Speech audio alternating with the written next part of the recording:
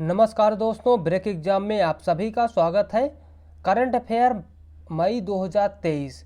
आज के वीडियो में हम महत्वपूर्ण नियुक्तियों और करंट अफेयर मई 2023 के बारे में देखेंगे, जो आपके आने वाले परीक्षाओं के दृष्टिकोण से बहुत ही ज़्यादा इम्पोर्टेंट है।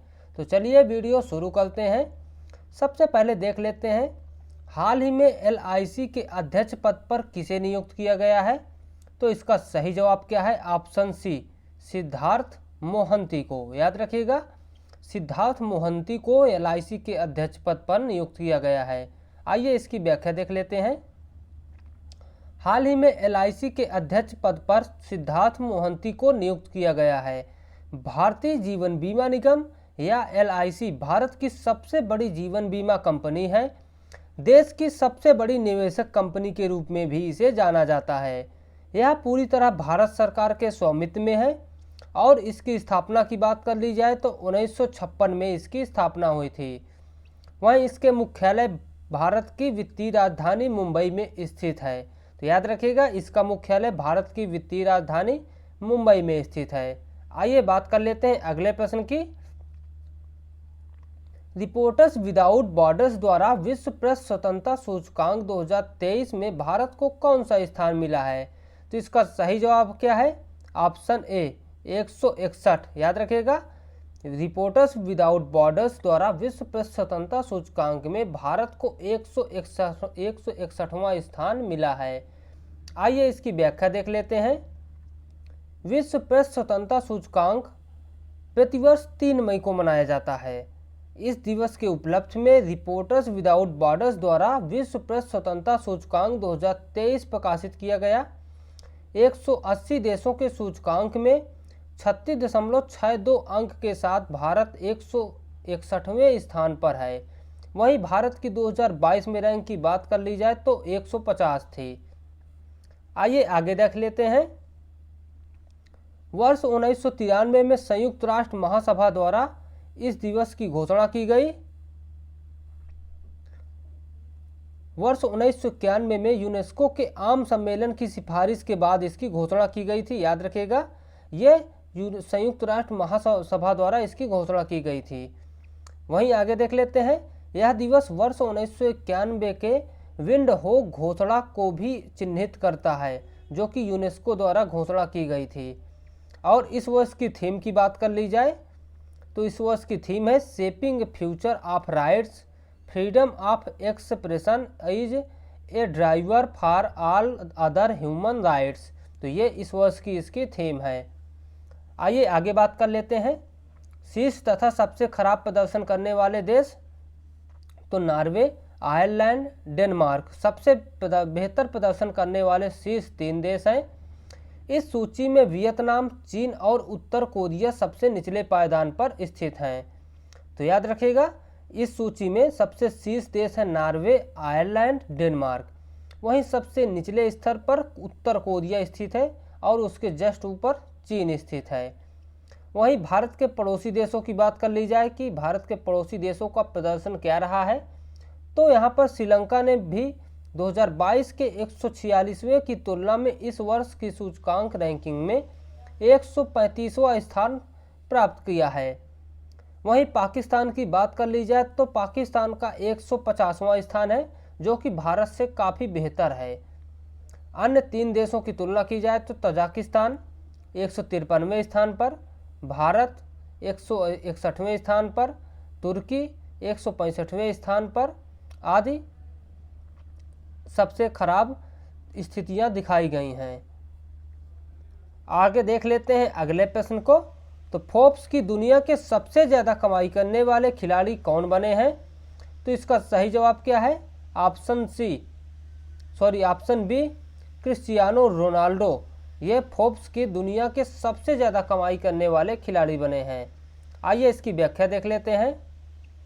फोर्ब्स के अनुसार सऊदी अरब की ओर से अल नास्र के अपने कदम के बाद क्रिस्टियानो रोनाल्डो दुनिया के सबसे ज़्यादा कमाई करने वाले एथलीट बन गए हैं, जबकि पेरिस सेंट जर्मन की जोड़ी लियोनेल मेसी और किलियन एम्बापे ने शीर्ष 3 में अपना वार्षिक वेतन लगभग 2 गुना कर लिया है। रिपोर्ट बताती है कि गोल्फ और फुटबॉल में मध्य पूर्वी निवेश के कारण खेल खिलाड़ी अब पहले से कहीं अधिक पैसा कमा रहे हैं।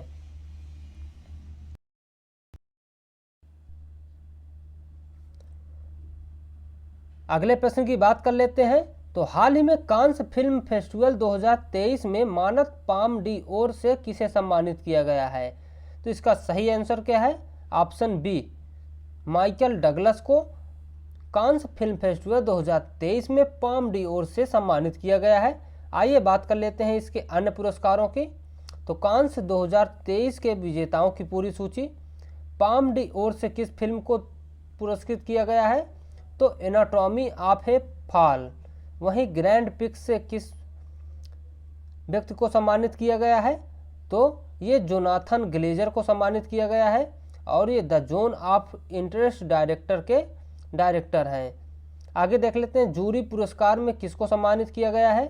तो फॉलन लीव्स को सम्मानित किया गया है जूरी पुरस्कार में, और ये अकी कौरियस माकी द्वारा निर्देशित मूवी है। आगे देख लेते हैं सर्वश्रेष्ठ निर्देशक को का पुरस्कार किसको दिया गया है? तो ये ट्रान अन हंग को सम्मानित किया गया है सर्वश्रेष्ठ निर्देशक के रूप में। आइए बात कर लेते हैं अन्य और पुरस्कारों की। तो सर्वश्रेष्ठ पटकथा कौन थी? तो ये मॉन्स्टर थी, याद रखिएगा, सर्वश्रेष्ठ पटकथा मॉन्स्टर। आगे देख लेते हैं सर्वश्रेष्ठ अभिनेत्री। तो ये मरवे दिजदार थी, याद रखिएगा, मरवे दिजदार सर्वश्रेष्ठ अभिनेत्री थी। वहीं सर्वश्रेष्ठ अभिनेता की बात कर ली जाए तो कोजी याकुसो थे और ये परफेक्ट डेज के लिए सर्वश्रेष्ठ अभिनेता का पुरस्कार जीते हैं। आगे बात कर लेते हैं कैमरा डी ओर पुरस्कार से किसे सम्मानित किया गया है? तो inside the yellow you cocoon cell और थियन एन फार्म द्वारा निर्देशित फिल्म को सम्मानित किया गया है। आगे देख लेते हैं लघु फिल्म पाम डी ओर से किसे सम्मानित किया गया है? तो 27 फ्लोरा अन्ना बुडा द्वारा निर्देशित मूवी है ये। आगे बात कर लेते हैं क्वीर पाम से किसे सम्मानित किया गया है? तो राक्षस को। वहीं मानद पाम डी ओर से किसे सम्मानित किया गया है? तो ये माइकल डगलस को सम्मानित किया गया है मानद पाल्मे डी ओर से। आगे देख लेते हैं हाल ही में विश्व मौसम विज्ञान संगठन की पहली महिला महासचिव के रूप में किसे नियुक्त किया गया है? तो इसका सही आंसर क्या है? ऑप्शन सी, याद रखिएगा, ऑप्शन सी इसका सही आंसर है। सेलेस्टे सौलो को WMO की पहली महिला महासचिव के रूप में नियुक्त किया गया है। आइए इसकी व्याख्या देख लेते हैं। सबसे पहले अर्जेंटीना की सेलेस्टे सौलो को विश्व मौसम विज्ञान संगठन की पहली महिला महासचिव के रूप में नियुक्त किया गया है। सौलो ने वर्ष 2014 में अर्जेंटीना की राष्ट्रीय मौसम विज्ञान सेवा के केंद्र के रूप में कार्य किया है। विश्व मौसम विज्ञान कांग्रेस का नेतृत्व चुनाव हर साल 4 साल में होता है। तो याद रखिएगा, विश्व विज्ञान मौसम कांग्रेस का चुनाव हर 4 साल में होता है। आइए इसकी और देख लेते हैं व्याख्या। विश्व मौसम विज्ञान संगठन संयुक्त राष्ट्र की एक विशेष एजेंसी है जो मौसम विज्ञान, परिचालन, जल विज्ञान और संबंधित भौतिकी विज्ञान के क्षेत्र में अंतर्राष्ट्रीय सहयोग के लिए जिम्मेदार है। वहीं WMO की स्थापना की बात कर ली जाए तो ये 1950 में इसकी स्थापना हुई थी और इसमें 193 सदस्य थे। इसका मुख्यालय जिनेवा और स्विट्जरलैंड में है, ये भी याद रखिएगा। इसका मुख्यालय कहाँ है? तो ये स्विट्जरलैंड में है। आगे देख लेते हैं अगला प्रश्न।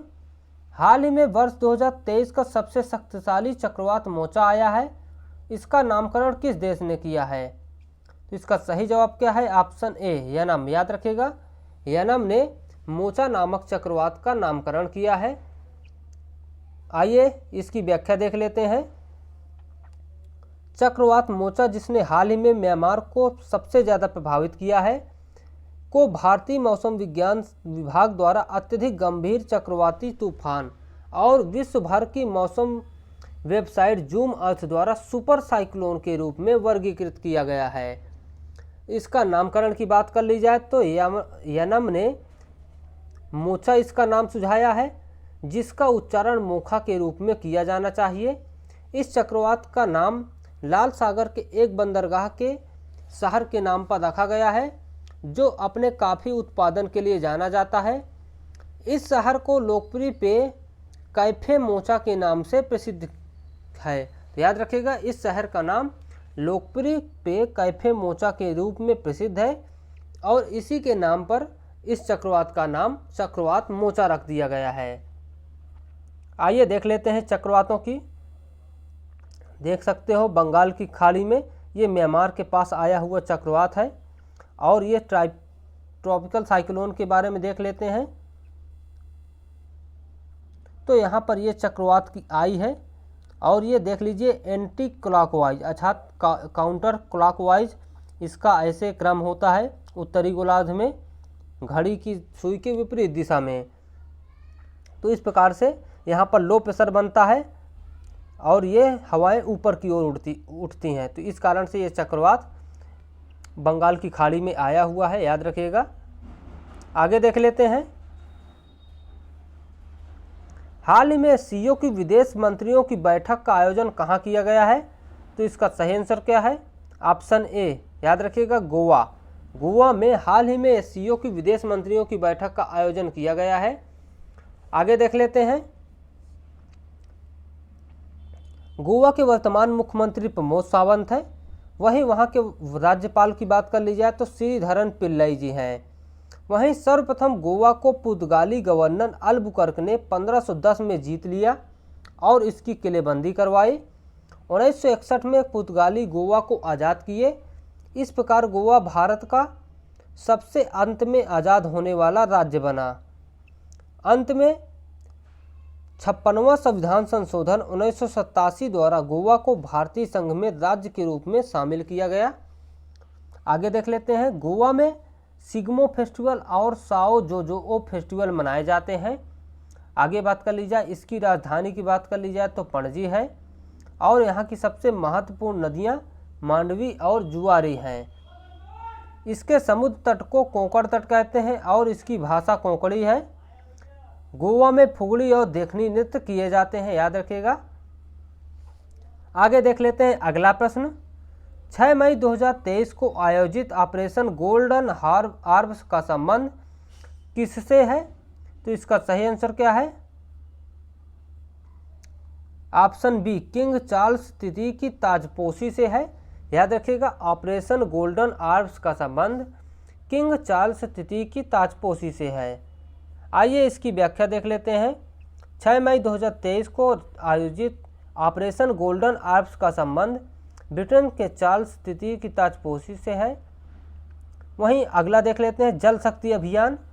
ये कैच द रेन अभियान शुरू किया गया है और ये 4 मार्च 2023 को शुरू किया गया है। नई दिल्ली में शुरू किया गया है और राष्ट्रपति द्रौपदी मुर्मू द्वारा शुरू किया गया है। वहीं इसकी थीम क्या है कैच द रेन की? तो पीने के पानी के लिए स्रोत की स्थिरता। तो पीने के पानी के लिए स्रोत की स्थिरता इसकी थीम है। आगे देख लेते हैं ऑपरेशन कावेरी। तो सूडान में सामरिक बचाव हेतु भारतीय वायुसेना का अभियान है ऑपरेशन कावेरी। वहीं ऑपरेशन सद्भावना की बात कर ली जाए तो आतंकवाद से प्रभावित लोगों की मदद करने के लिए ऑपरेशन सद्भावना शुरू किया गया है। ऑपरेशन करुणा की बात कर ली जाए तो म्यांमार में आए चक्रवात से लोगों की रक्षा करने के लिए ऑपरेशन करुणा शुरू किया गया है। वहीं आगे बात कर ली जाए ऑपरेशन दोस्त, तो तुर्की में आए भूकंप की सहायता के लिए ऑपरेशन दोस्त शुरू किया गया है। दोस्तों, वीडियो आपको आज का कैसा लगा कमेंट में ज़रूर बताइएगा। यदि आपको वीडियो पसंद आया हो तो प्लीज़ हमारे चैनल को आप सब्सक्राइब कर लीजिए, जिससे आपको आने वाली वीडियोज़ की नोटिफिकेशन मिलती रहे। और यदि अभी तक आपने हमारी टेलीग्राम और इंस्टाग्राम चैनल पर नहीं जुड़े हैं तो प्लीज़ उसमें जुड़ जाइए, जिससे आपको लेटेस्ट अपडेट मिलती रहे क्लासों की। थैंक यू दोस्तों, बाय।